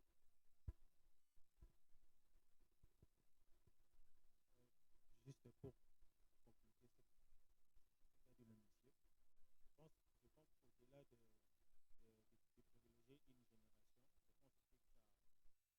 privilégie plus un environnement. La semaine passée, par exemple, on travaillait avec des amis à Matadi et on a essayé de réfléchir sur la stratégie marketing. On s'est rendu compte que ce qu'ils faisaient sur la publicité en ligne ne nous rapportera pas beaucoup plus. Parce que déjà, l'environnement là-bas, les gens ne sont pas assez connectés, n'utilisent pas assez les réseaux. Et plutôt là-bas, c'est soit la télé, les panneaux, ils utilisent souvent. Vous voyez, donc, le marketing digital, c'est bien. Mais c'est beaucoup, c'est pour un environnement où l'Internet, où les gens peuvent se connecter à tout moment, où ils sont habitués au réseau, mais dans le contexte congolais, à part Kinshasa, c'est vraiment très, très limité. Toujours dans le même sens que je peux intervenir. Ok. Euh, je reprends, je dis à l'autre monsieur, il est parti. Oh, le monsieur de la Fikine est parti. Bon, peut-être il a un concert à la Fikine. Bon, j'étais en train de dire que tout dépend de vos objectifs. Et j'ai aussi mentionné qu'en fait, ne dissociez pas le marketing. C'est comme si vous voulez dissocier la chirurgie de la médecine. C'est juste une partie de la médecine. Donc, tu vas avoir un chirurgien, tu iras à l'hôpital, en fait. Tout marketeur n'est pas seulement... Si quelqu'un vous dit, je suis consultant en marketing digital, c'est qu'il est d'abord un marketeur, d'abord de formation. Et peut-être il se spécialise dans une branche ou une suite du marketing. Parce que tu ne peux pas maîtriser aussi le marketing digital si tu ne comprends pas le marketing en soi, comment il est. Tu seras limité quelque part. Tu peux bien savoir faire des campagnes Facebook, mais où les gens sont coincés souvent parce qu'ils n'appliquent pas réellement les bases du marketing. Ils viennent juste parce que c'est juste des boutons que tu vas appuyer, on va booster, on fait ci, on fait ça. Et après, ils voient qu'il n'a pas de résultats et se posent des questions, mais comment assez qu'ils aussi battent? Non, parce que il y a des stratégies en amont à faire. Alors, comme je disais, par rapport à vos objectifs, vous voyez que dans l'environnement dans lequel vous êtes, j'ai parlé de l'offre et de la demande dans le marché. La demande, le marketing vient réfléchir sur ça. Et j'ai même dit sur des besoins inassouvis. Un expert qui a vraiment travaillé sur ça, c'est quelqu'un comme Steve Jobs, qui est arrivé là où les téléphones devenaient petits, nous remettre dans un niveau des tablettes. Mais alors qu'on pouvait se dire que non, téléphone, on avait de gros des télécelles, des mines, les diminués, tozongi dans la tablette. Mais il disait quoi? Il disait, moi, je ne vends pas ce que eux demandent, mais je leur donne ce que eux désirent. Pas ce qu'ils ont demandé, mais je leur donne déjà ce qu'ils désirent. Parce qu'il est venu donner des désirs inassouvis. Il n'a pas seulement donné un gros truc, mais il a donné dans le soft de ces trucs des besoins. En fait, tu vois, c'est comme ça que les gens se sont dit, même si c'est gros, mais ça répond en fait à un besoin. Je peux directement laisser l'ordinateur, mais je peux marcher avec au lieu d'avoir un gros ordinateur. Et comme je dis, c'est à vous de voir. Pendant que vous êtes en train de réfléchir, vous êtes allé sur un environnement où vous avez une cible, par exemple des mamans, comme il le dit, et vous vous dites que ces mamans-là ne sont pas trop sur des téléphones. Alors, il faut changer de stratégie. Et même ces mamans-là, peut-être vous mettez aussi une pancarte, ça ne va pas. Mais la réalité, c'est qu'aujourd'hui, les grandes firmes, comme je l'ai dit, n'ont pas laissé l'outbound. On est toujours dans l'outbound. Vous verrez même Coca-Cola aujourd'hui. Coca-Cola multinationale, mais Coca-Cola fait des publicités, même ici à Kin. Vous verrez des affiches de Coca-Cola. Est-ce que Coca-Cola a encore le temps de chercher des clients? Il est déjà international. Mais pourquoi il continue toujours à faire des publicités? Pourquoi même ici à Kin, on a toujours des pancartes de Coca-Cola ou des grandes multinationales? C'est parce que quelque part, l'image peut s'éteindre. C'est des gens peut-être qui ont l'objectif, c'est de continuer pas de vendre. Comme Coca-Cola fait ici, l'objectif, c'est peut-être de garder son image, son branding à ce niveau-là. Alors, il faut toujours travailler sur ça. Parce que demain, avec le digital, je vous l'ai dit, même si tu n'es pas présent, les gens parleront de toi sur Internet. Alors, il faut toujours allier ces deux stratégies, l'outbound et l'inbound, pour voir toujours comment être gagnant. Parce que si, au niveau du digital, ton nom ou ta marque n'a pas une bonne réputation, t'inquiète. Tes utilisateurs là dont toi tu dis que bon, moi je ne vais pas me lancer là, ils sont tout le temps connectés. Même les mamans là dont vous dites, ils ont des enfants en Europe. Elle est obligée d'avoir WhatsApp pour bien avoir au Canada. Sinon, unité, au bandobenga mwana na yo na unité à Vodacom. Attends, activer 5 minutes Vodacom et il y a 3 minutes et tu as l'idée. Tu ne parles pas avec lui. Mais sur WhatsApp, il y a 1000 francs au solo linéaire. Elle va, fin de fin, s'habituer à ça. Comme je l'ai dit, l'homme ne va pas changer, mais l'environnement va pousser l'homme à s'adapter à ces mutations-là. Et quelque part, vous verrez que par rapport à vos objectifs, vous serez obligé à allier cela, surtout pour ceux qui sont en entreprise, je vous le dis, alliez toujours ces deux choses-là. Et vous choisissez là où vous aurez le plus de profit. Je vous ai dit ces mots-là, il faut retenir, parce que l'objectif, c'est d'inciter à l'action et de faire du profit, parce que c'est avec le profit que l'entreprise vit. Mais si vous trouvez que la stratégie ne marche pas, changez. Si vous trouvez que comme vous avez vu que dans les digital, ça ne va pas changer, mais vous restez toujours dans la sphère du marketing. Ce n'est pas parce que vous avez changé que beaucoup de la médecine, vous avez en marketing. Je ne sais pas si... Ouais, si vous trouvez que la numérique ne marche pas, vous allez sur les traditionnels. Moi, par exemple, la place, je l'appelle pour peut-être travailler sur un projet.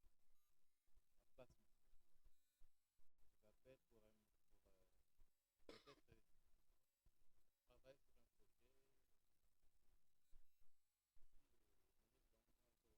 ministre d'Environnement, d'abord, on n'a pas encore compris ce qui est la numérique. On est dans ça. Moi, je suis entrepreneur numérique. Je vis dans ça et je sais comment est-ce que ça marche. Vous verrez auquel place on t'appelle pour peut-être alimenter quelque chose. Et puis le métier te dit, mais plutôt qu'on a les gars dans la TV.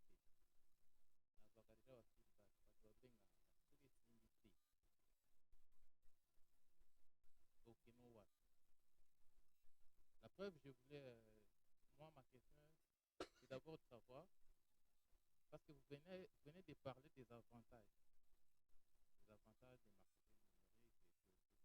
Là, moi, je veux un peu savoir quels sont les désavantages, qu'est-ce qui peut faire et estimater. Et puis, on a des avantages, des inconvénients en marketing.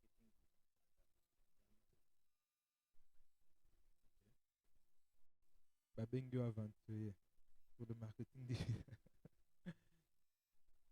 Je ne veux pas que vous dissociez. C'est pourquoi je dis ce n'est que le prolongement du marketing. Parce que j'ai comme l'impression que Tozo Lobel a deux choses différentes.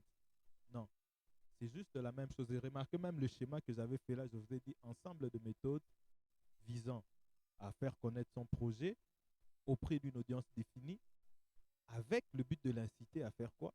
Une action. C'est ça le but final de tout marketing. Et maintenant, quand je dis vous entrez dans l'atmosphère ou dans la sphère de l'Internet, c'est là qu'on nous parle maintenant du digital. Et en fait, ce n'est que le marketing. Mais maintenant, en termes de clients, là, on entre même dans le domaine de la négociation. Comment tu présentes ton produit? C'est ça le problème. Tu ne peux pas venir avec une offre où toi-même tu es hésitant. Parce que même si les clients te disent que moi je t'apporte un truc. En fait, c'est ce qu'on appelle la proposition de valeur. Comment tu te présentes face à ton client? Je donne un exemple simple. Et je remarque ça dans beaucoup. Quand on se présente, aujourd'hui, tout le monde va se dire, je donne un exemple un peu dans notre domaine là, quelqu'un qui vient et se présente, moi je suis coach business. Simple. La proposition de valeur n'est pas claire. Tu es coach business de quoi? L'agronomie, de ceci, de cela. Mais quelqu'un qui vient et dit, moi je suis coach business, j'aide les entrepreneurs dans leur business. Il ajoute, mais c'est toujours pas clair. Quelqu'un qui vient, là on est là, je dis, moi j'aide les entrepreneurs qui ont un chiffre d'affaires de moins de 1000 $ dans la fintech à gagner plus de clients sur Instagram. C'est très précis. Il y a une thématique, il y a une mission, c'est très précis. Et quand je parle comme ça, un agriculteur ne viendra pas parce que c'est déjà précis dans ma proposition de valeur. Que je suis dans la fintech, les entrepreneurs qui ont un chiffre d'affaires de moins de 1000 $ et je les aide à gagner plus de clients sur Instagram. Donc, si toi, tu n'es pas sur Instagram, si toi, tu n'es pas dans la fintech, je ne suis pas ton client. Mais quand je fais cette proposition-là, celui qui est dans ça, il sait déjà que, OK, ces gars, c'est bon pour moi. Moi, j'ai besoin de développer ma communication sur Instagram. Je suis dans la fintech. Et quand vous dites que je crée de contenu, je vous aide à gagner des clients avec une stratégie de contenu sans passer par la publicité. Dans votre proposition de valeur, vous présentez une mission qui est plus claire et qui fait que la personne qui est dans le besoin sait te répondre. Parce que le marketing, j'ai dit, tu réponds à un besoin. C'est pourquoi Moutaro est que mon a besoin dans la TV, parce que tu n'es pas venu présenter une offre qui répond à un besoin. Avant de présenter une offre à quelqu'un, moi, je te conseillerais de scanner d'abord cette entreprise. Ne viens pas dans une entreprise dire, moi, j'ai des offres. Non. Moi, quand je viens présenter une offre dans une entreprise, je commence d'abord par venir étudier cette entreprise. Il y a deux fois même, je peux venir à la réception, je demande, ah, ici, vous faites quoi? Il y a quoi? Il y a ceci. Et je regarde par rapport à ce que moi j'ai, qu'est-ce que mon offre peut venir répondre à un problème qu'il y a chez eux. Et quand je découvre qu'il y a un problème, je viens avec une offre. Et quand ce monsieur me fait voir que non, à la salle arabo, je lui présente en fait le problème que vous avez eu au salle arabo. Mais Ngaï, c'est que je te donne, ça va t'offrir ça, ça, ça, parce que je suis sûr de ce que je suis en train de te donner. Et les résultats, c'est les résultats qui vont donner, en tout cas c'est ce qui est vrai, que tu montes ou que tu descendes, les clients, il est compliqué. Il y aura toujours des clients qui vont te compliquer, qui vont te faire marcher alors que c'était comme ça. C'est pourquoi, je ne sais pas, un conseil que moi je te donnerais, soit vraiment plus pragmatique et écrit. Moi, j'ai maintenant, même sur mon téléphone, même maintenant, si tu me dis tout, je t'envoie directement tout. Tu as mon offre, tu as mes prix, tu as tout. plus simplement pour que nous débattre. Non, Moni, offre nanga, non, je t'envoie directement, je me positionne. Tu veux pas, tu laisses. Je suis pas obligé de te suivre parce que des fois, des gens qui discutent comme ça, c'est des gens avec qui, quand tu t'engages avec lui, ils commencent à te dire des choses qui n'étaient même pas prévues dans le contrat. Mais alors que quand tu lui présentes déjà un contrat et tu lui dis que voilà, par rapport à ce que toi tu dis, moi je viens, je t'offre tel service et je vais faire ça dans tel temps, ça va te donner tel résultat, tel truc. Dans la proposition de valeur, tu vends le résultat en fait.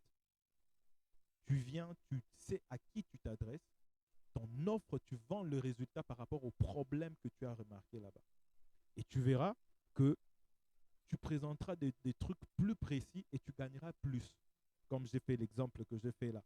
C'est lui qui a juste dit coach business. Bon, on ne sait pas. Moi, je n'ai pas besoin d'un coach business. Quelqu'un qui te dit coach sportif pour les femmes enceintes sans se déplacer de chez eux, c'est plus précis. Et il a une niche. Et quand tu niches, plus tu niches down, tu as moins de concurrence parce que tu te positionnes en tant que spécialiste. Mais par celui qui s'est juste positionné en tant que coach business, il s'est positionné en tant que généraliste. Et là, tu as plus de concurrence. Comme aujourd'hui, pour les femmes, tout le monde va vendre les cabellos. Il y a plus de concurrence. Qui te dit parce que tel est allé à Turquie, elle a réussi avec les cabellos, que toi aussi tu dois faire ça. On est dans le syndrome de l'objet brillant. Parce que tout le monde le fait et on le fait. Et là, tout le monde est généraliste et il y a plus de concurrence. Mais par contre, celui qui se dit, bon, moi je veux tresser, mais je me focalise juste sur les enfants du lycée. Par exemple, moi, je fais toutes sortes d'étoiles, les tresses des femmes, là, étoiles. Elle a choisi sa cible, elle a choisi sa niche. Tu as moins de concurrence. Et toute personne sait que moi, quand j'ai besoin de la classe, je sais déjà chez qui je vais. Tu vois? Et déjà dans ta proposition de valeur, tu as déjà une niche et tu te positionnes déjà en tant qu'expert et tu n'auras pas beaucoup de concurrence. Et quand tu n'as pas beaucoup de concurrence, tu peux facturer plus cher. Mais quand il y a beaucoup de concurrence, tu ne sais pas facturer. Donc, ne dissociez pas le digital du traditionnel. En fait, c'est le marketing en soi. Et comme je l'ai dit, tout ce que vous faites, c'est juste un ensemble de méthodologies visant à faire connaître votre projet auprès d'une audience définie. Définissez votre audience pour l'inciter à faire l'action. C'est pourquoi je dis même les chailleurs. Parce que quand on va souvent à l'école, on nous présente des théories, je ne sais pas, des Karl Marx. Non, c'est des gens qui se sont adaptés par rapport à leur environnement. Karl Marx a fait toutes ces théories-là par rapport à son environnement. Mais pourquoi pas nous aussi, par rapport à notre environnement, développer notre marketing à nous? C'est comme ça, je parlais de ça dans nos formations. Nous développons de théories en étudiant en fait ce qui se passe.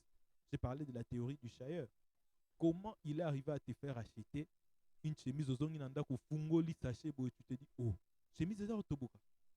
Et puis quand tu étais arrivé là, tu n'avais pas envie d'acheter ça, hein, mais il t'a fait acheter quelque chose que tu n'avais pas envie d'acheter. Il t'a fait acheter un faux truc. Qu'est-ce qu'il a fait? Il arrivait à faire une action. Que tu dises, oh non, c'est pas des marketeurs, yo, au saliba calcul, théorie, aux forces, aux faiblesses, au teki, te memutaya, lobby garabou, à teki. Tu vois? Moi, j'ai gagné un marché dans un événement, événement accueilli, comme ça. J'avais un groupe de jeunes dans les gospels. On appelait ça Opération Likof. On faisait des concerts, mais des concerts où on n'allait pas faire des pancartes de ceci. On avait nos techniques en Opération Likof. Il y a 50. 50 bonne famille, tu peux avoir 5 personnes. Alors, qu'est-ce qu'on fait? Chacun de nous devait prendre 5 billets, va d'abord vendre dans ta famille. Toi, déjà 55 billets. 250 déjà. Tout nous et la famille. On allait même dans des portes, on frappe, maman, nous sommes venus vendre des billets. Vous êtes quittés quand vous êtes. Et ça faisait que dans ces concerts-là, c'était des jeunes qui ne passaient pas à la télé, mais ils faisaient des concerts pleins. Il n'y avait même plus de places, plein. Et j'étais, le nom, c'était aussi une agence qui faisait un événement comme ça, gospel. Je suis arrivé dans leur événement, c'était au Pullman, et puis ils devaient faire l'autre événement, la finale, au théâtre de Verdun, mais vide. Et ils ont fait la publicité à la télé. Ils avaient des sponsors. Je me dis, ok. Je vais chez leur chef. Jean te dit, je vais voir votre DG. Il dit, pourquoi? Je dis, ce que vous faites, c'est du n'importe quoi. Moi, je veux vous aider à faire. Et bah, tu es non, toi, tu es qui? Tu peux faire une équipe naïve avec. Le DG m'a appelé, je lui montre les vidéos. J'ai dit, tu vois ces jeunes ici, comment ils remplissent ici, mais sans passer par la télé. Lui-même, il était tellement estomaqué, il a dit, oh, vous faites ça. C'est qui ces gens? Il appelle toute son équipe, il dit, vous là, je vous paye. et on a des sponsors. Mais comment vous n'arrivez pas à remplir seulement 500 personnes? Mais des gens qui ne passent pas à la télé, pas des panneaux, mais ils ont plus de 5000. Et tu sais ce qu'il a fait? Il m'a dit, toi là, tu les diriges tous.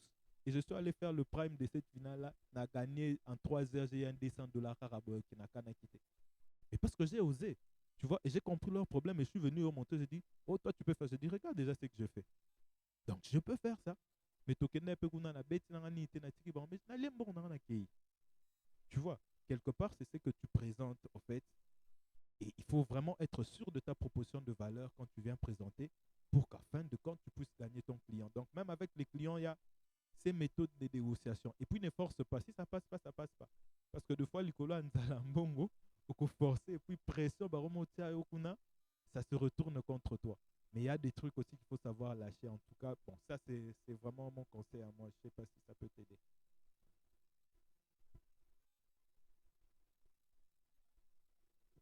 Merci. Dans un tour dans 46, parce que lorsqu'on parle de marketing digital, nous avons plusieurs canaux de marketing. Mais lorsque on parle de marketing digital, mais on est basé sur l'Internet seulement. Et pour cela, le marketing digital est basé sur l'Internet.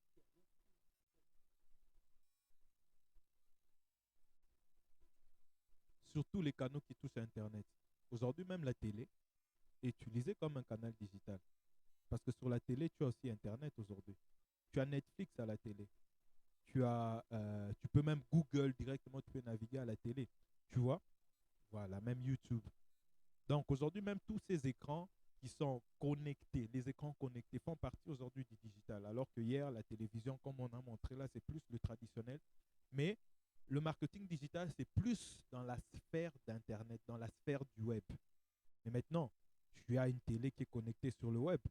Donc, une publicité, comme il dit, YouTube peut passer à la télé. Donc, on ne va pas dire le rôle est la TV. Donc, même si tu as fait une publicité, c'est du digital déjà. Même sur la montre aujourd'hui, les montres sont connectées. On est dans le digital aujourd'hui. Je ne sais pas si je réponds. Tous les outils qui touchent au numérique, il y a le téléphone, il y a les ordinateurs, il y a des montres connectées, il y a des véhicules connectés maintenant. Ça, on peut utiliser ça comme support de. Il y a même des panneaux publicitaires numériques qu'on peut utiliser qui changent les publicités par rapport à l'environnement, tout ça. Donc, tous ces moyens, on peut les utiliser.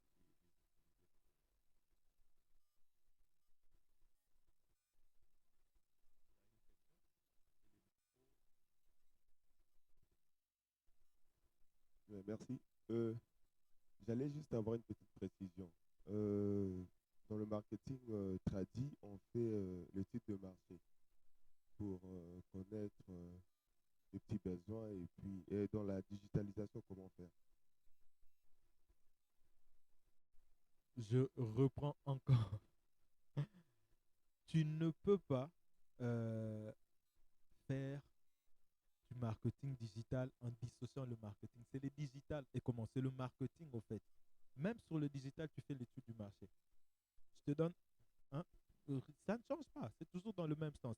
Mais dans le digital, par exemple, quel exemple je peux te donner? Si tu vends des formations, par exemple, une étude de marché assez simple peut être en ce sens. Tu vas, par exemple, sur le plateforme sociale, voir le contenu que toi, tu veux faire. Est-ce qu'il y a aussi des créateurs de contenu qui font la même chose que toi? Est-ce que tu y vends aussi? Parce que l'étude du marché, on fait d'une manière simple. Je n'aime pas moi être trop scientifique. D'une manière simple, l'étude du marché, c'est faire quoi? C'est étudier si ce que je fais peut me redonner de l'argent. C'est simplement ça, le but de l'étude du marché. Donc, maintenant, tu dois faire cette étude pour savoir est-ce que dans les formations que je veux donner par exemple des formations en pâtisserie. Est-ce qu'il y a aussi, par exemple, sur Instagram, des créateurs de contenu? Tu fais le hashtag peut-être pâtisserie et tu verras peut-être de contenu. Est-ce que ces créateurs de contenu, ils ont des formations? Est-ce que c'est des formations qui se vendent? Tu peux aller peut-être dans les plateformes où ils font ces formations. Est-ce que c'est les formations les plus vendues? Tout ça, tu fais une étude de marché pour voir est-ce que le produit que moi je veux mettre sur le terrain, est-ce que c'est rentable? Est-ce qu'il y a de la rentabilité, il y a de l'argent dedans? C'est aussi une étude du marché. Moi, je le dis pourquoi? Parce que des fois, tout le monde n'a pas l'occasion d'aller à l'université pour commencer à faire des études macroéconomiques, des tests de satisfaction. Tout le monde ne le fera pas. Mais aujourd'hui, le numérique nous présente des opportunités comme ça, où, en fait, tu n'as pas besoin de vendre une formation parce que tu as fini, tu es licencié ou tu es professeur. Non, aujourd'hui, il y a des gens qui font des formations. C'est juste une expertise qu'ils vendent. En fait, dans le business en ligne, il y a 3 paramètres que tu dois tenir en compte pour arriver à faire ton business. Tu dois arriver à rechercher en toi la passion, les compétences et voir comment tu peux les monétiser. Et si tu as une passion, la passion, c'est ce que tu sais faire. La compétence et la passion, c'est ce que tu aimes faire. La compétence, c'est ce que tu sais faire. Maintenant, monétiser, cela, c'est trouver des zones d'excellence. Je donne un exemple. Je suis une femme, ma passion, c'est la mode. J'ai une compétence, je sais tresser. Et maintenant, comment arriver à trouver une zone d'excellence, c'est arriver à relier une de mes passions qui matche avec une de mes compétences. Je sais tresser, c'est de la mode. Ma passion, c'est la mode. Cela veut dire que je peux mettre plus de temps dans ça. Et quand je sais tresser, comment maintenant je peux arriver à monétiser? Là, j'ai trouvé ma zone d'excellence. Ça me donne déjà une idée de business. Mais comment je peux la monétiser maintenant? Et c'est ça. Aujourd'hui, il y a des services comme ça qui se vendent. N'attendez pas seulement d'un diplôme. Regarde en toi la compétence que tu as. En faisant ça, maintenant, je me dis, OK, je sais tresser. Et maintenant, en revenant maintenant même dans le domaine de formation, je dis, je peux commencer à donner des petits tutos comme ça parce que j'ai trouvé ma cible et je peux commencer à créer des contenus en fonction de ma cible. C'est ça l'inbound marketing pour attirer des gens vers moi. Et quand j'attire, c'est peut-être des tutos que je donne comme ça et je peux commencer des formations. Et maintenant, c'est là où je parle du étude du marché. C'est quoi l'anglais maintenant de ta tête comme ça? L'étude du marché. Dans cette étude du marché, je vois des créateurs du contenu aussi dans la thématique dans laquelle je suis. Est-ce que ces créateurs de contenu vendent? Et je regarde maintenant, est-ce qu'il y a des gens? Il y a la demande, comme on parlait du marché. Est-ce qu'il y a cette demande sur le terrain? Est-ce qu'il y a des gens qui demandent? Et même les gens qui suivent tes contenus, qu'est-ce qu'ils demandent? Et par rapport à ça, tu peux faire, maintenant toi-même, tu peux commencer à créer tes petits contenus et voir par rapport à la demande, je peux commencer à faire tel genre de tuto, tel genre de truc. Et puis, la réalité, c'est que les gens montent ou que les gens descendent. Oh, je ne veux pas faire ceci. Tu peux vendre une compétence. Mais moi, je dis souvent aux gens qui disent que voilà, les gens qui donnent des formations, c'est cher. Je dis, écoute, si je te donne 5 livres à lire et je te donne 10 vidéos de 100 heures de vidéos à suivre, est-ce que tu sauras le faire? Tu ne vas pas le faire. Tu vas dire, ah non, c'est une perte de temps. Mais le formateur, qu'est-ce qu'il fait? Lui va lire ces 5 livres pour toi, il va suivre 100 vidéos pour toi, et puis il prend tout ça, il te le résume en 1 heure avec sa méthodologie, et tu dis, tu ne peux pas le payer. Donc lui, il fait le sale boulot pour rien. Donc c'est ça un formateur. Moi, je veux faire le sale boulot que toi, tu ne peux pas faire. Et je viens te vendre ça, parce que toi, tu n'as pas voulu perdre du temps à lire 5 livres. Mais moi, j'ai le temps de lire 5 livres et de les résumer en 1 heure pour me faire une formation. C'est pourquoi je dois le vendre. Donc aujourd'hui, le service se vend plus que les produits sur Internet. Donc tu vois, par exemple, là, tu as trouvé une idée de business. Tu commences à créer des contenus en fonction de ça. Les gens commencent à venir, tu les tresses. En même temps, tu peux donner des tutos. Ça te fait sortir des formations par ici, tout ça. Il y a toujours possibilité de faire une étude du marché. C'est pourquoi je dis, tous ceux qui se présentent comme marketeurs digitaux, mais qui n'ont pas en amont compris réellement la sphère du marketing, ils seront toujours bloqués. Et c'est pourquoi je disais, le marketing digital n'est qu'un prolongement du marketing. Donc, les mêmes théories dont tu parles de faire des études du marché, ça reste toujours les mêmes. Mais maintenant, dans la sphère Internet, il y a une autre manière de faire. Mais par exemple, si tu étais seulement dans le domaine traditionnel, il y a beaucoup des stratégies qui se font. J'ai parlé même des études macroéconomiques, j'ai parlé des tests de satisfaction, ça existe. Et sur Internet aussi, je te donnais certaines techniques, comment tu peux faire rechercher avec des mots-clés et voir est-ce qu'ils vendent, voir même s'ils créent de livres. Aujourd'hui, tu peux même écrire, comme on reste dans les termes de coiffure, là, tu fais même un petit e-book là qui parle de comment faire des tresses. Tu vends ça sur Amazon Kindle, tu peux vendre. C'est aussi une manière d'ajouter un petit moins que rien dans ta poche budgétaire mensuelle. Si tu vends ici aussi ton e-book, les gens commencent à acheter ça. Mais tu gagnes. C'est pourquoi moi je dis souvent aux gens, nous les Congolais, on aime passer du temps sur Internet juste pour des bêtises, mais les gens bouffent de l'argent. Sur TikTok aujourd'hui, il y a même des lives où on paye, il y a même de l'argent aujourd'hui, mais nous là, on est toujours en train de rêver, mais il y a possibilité de faire un business en ligne comme ça. Mais les méthodes ne changent pas, ça reste le même. C'est juste que l'environnement a changé. C'est pourquoi je dis l'homme n'a pas changé, les méthodes n'ont pas changé, mais c'est l'environnement qui change. Et comme l'environnement change, l'humain est obligé à s'adapter à cette mutation-là. Voilà, je sais pas. Merci. Il y a encore une préoccupation? Non. Moi, je peux dire si c'est une question ou une préoccupation par rapport au titre du jour. Comment le marketing digital peut-il contribuer à développer une entreprise? Est-ce aujourd'hui, à l'heure actuelle, vu votre expérience dans le domaine du marketing d'abord et du marketing digital ensuite, est-ce qu'il y a des entreprises qui se sont développées grâce au marketing digital? Oui, il y en a plein. J'ai même donné déjà un exemple quand je parlais de la fintech. Et aujourd'hui, c'est incontournable. Toutes les entreprises et même les grandes entreprises allient à leur stratégie de communication le digital. Allez dans les banques. Aujourd'hui, les banques ont des applications. Toutes les banques aujourd'hui vendent dans les applications. Ils ont des sites. Allez dans toutes les entreprises. Ça passe dans ce sens. Et au début, j'ai dit, l'entreprise fait son but, c'est d'avoir des produits et des services pour l'offrir à un marché. Et le marketing, c'est de répondre aux besoins de ce marché. L'entreprise, pour arriver à créer une offre ou à faire des services cibles à un marché, il fait recours au marketing. C'est pour cette raison que je dis, l'entreprise ne peut pas faire du profit sans le marketing, parce que c'est ça même la raison du marketing, d'emmener l'entreprise à faire du profit. Et pour que l'entreprise vive, il faut que l'entreprise fasse des profits, qui sont des gains. Donc l'entreprise, écoute, c'est un bon. On ne fait pas des services pour tout écorfer. Pour arriver à mieux vendre dans un marché, arriver à mieux cibler, arriver à mieux comprendre le besoin de notre audience, on a besoin de faire recours au marketing. Et aujourd'hui, avec l'environnement changeant, avec une génération hyper connectée, le marketing digital est incontournable parce que l'entreprise veut atteindre des prospects, il veut atteindre des consommateurs. Et ces consommateurs, leur environnement, c'est l'environnement de la personne connectée.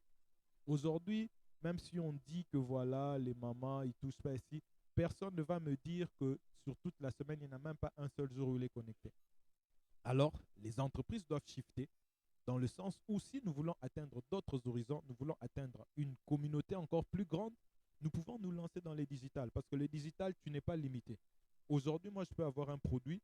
Moi, je ne sais pas, je peux vous montrer, même je vais vous montrer des vidéos. Je ne sais pas comment c'est arrivé, mais j'ai eu une dame qui est en Belgique, mais qui m'a contacté pour un coaching. J'étais waouh. Je me suis dit, OK. Mais c'était un circuit, c'était elle avait publié tel, comme ça, elle a vu, elle a discuté, elle est partie, elle m'a contacté, et truc, c'était OK. Mais si j'étais juste dans le traditionnel, qui allait me voir en Belgique? Mais comment elle a pu savoir que moi j'existe? Mais elle est en Belgique, et on a discuté avec elle, on a passé 2 heures comme ça, je l'ai orientée par rapport à son truc, mais j'étais là, c'était une première pour moi, j'ai dit non, ça je ne veux pas rater, j'ai filmé ça même, j'ai dit non, ça c'est pas une occasion à rater. Tu vois que c'est le digital qui m'a amené à atteindre quelqu'un qui, normalement, ne pouvait jamais me connaître. Et les entreprises sont obligées de shifter leur communication dans ça pour atteindre aussi de nouveaux horizons et pour arriver à faire des profits parce que le marché, aujourd'hui, c'est un marché des consommateurs qui sont plus exigeants parce qu'ils sont tout le temps connectés. Merci, merci Patrick d'avoir répondu présent à notre invitation. Merci aussi à vous d'avoir passé ces moments ensemble pour ces échanges concernant le marketing digital. Donc, le rendez-vous est pris jeudi prochain à la même heure, au même lieu, où cette fois-ci, nous allons parler du chat GPT. C'est quoi, en fait, le chat GPT? Merci et à jeudi prochain.